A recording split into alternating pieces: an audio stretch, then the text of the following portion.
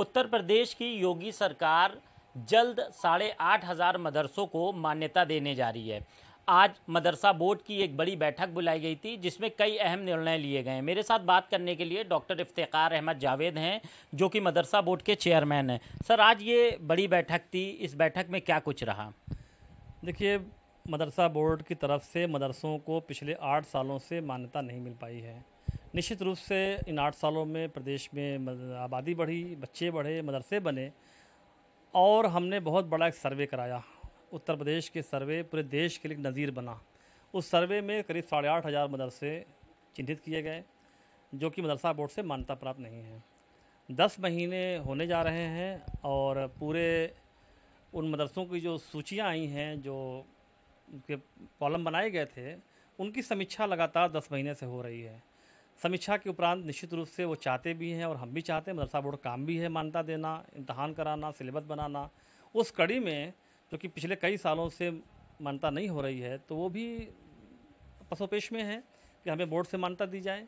इसलिए हम एक बैठक में तय किए कि अगर समीक्षा पूरी हो गई हो तो शासन से जो तरीके हैं अनुमति के, वो लेकर के आप इन 8,500 मदरसों को अपने बोर्ड से मान्यता दीजिए।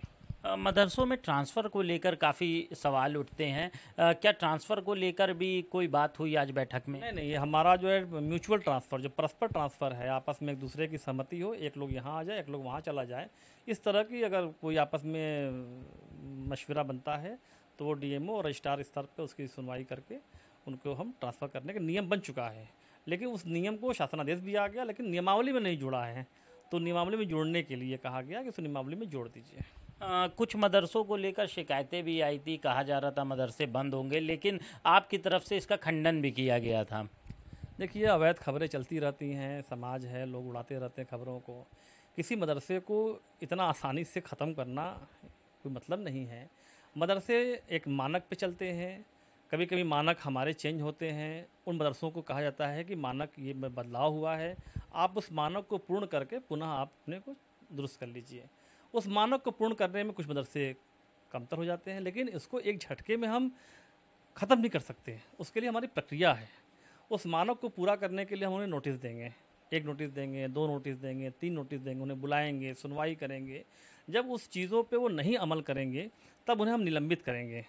निलंबन की अवधि भी कम से कम 3 साल होती है। 3 साल के पहले हम उसको निरस्त भी नहीं कर सकते। उन 3 सालों में अगर वो सारे मानक को पूर्ण कर लेता है तो वो निलंबन वापस हो जाएगा, और नहीं करता है तो फिर उसको निरस्त किया जाता है। तो 3.5 साल के आसपास की प्रक्रिया है। एक झटके में कोई अवैध खबर उड़ा दिया तो ऐसे थोड़े होता है। काफ़ी लंबे समय से मदरसों को अनुदान नहीं मिला है। क्या अनुदान को लेकर भी कोई चर्चा हुई बैठक में? नहीं, बैठक मदरसा बोर्ड के अख्तियार में अनुदान नहीं आता है। अनुदान राज्य सरकार का विषय है, सरकार का विषय है, कैबिनेट का विषय है। ये आने वाले दिनों में क्या होता है, इस पर हमारे बोर्ड की तरफ से कोई इस तरह का प्रस्ताव या कोई बातें इस तरह की चर्चा में नहीं हुई है। आगे किस तरह मदरसों के लिए आपने दिशा निर्देश जारी किए? नहीं, मदरसे जिस तरह से काम कर रहे हैं, अच्छे काम कर रहे हैं, अंत्योदय की तर्ज पे काम कर रहे हैं, पंक्ति में अंतिम व्यक्ति के लिए काम कर रहे हैं। जहाँ एजुकेशन नहीं पहुँच पाई वहाँ मदरसे चंदे और ज़कात के बदौलत अच्छी तरीके से काम कर रहे हैं। हमारा सोच माननीय प्रधानमंत्री जी के सपनों के अनुरूप है। मुसलमान के बच्चे के एक हाथ में कुरान, एक हाथ में कंप्यूटर की तर्ज पे माननीय मुख्यमंत्री जी के मार्गदर्शन में लगातार हम इस दिशा में काम कर रहे हैं कि बच्चे दीनी तालीम हासिल करें, लेकिन साथ में दुनियावी तालीम में हासिल करें। बच्चा कुरान पढ़े, हदीस पढ़े, दीनियात पढ़े, लेकिन साइंस, मैथ, सोशल, इंग्लिश पढ़े।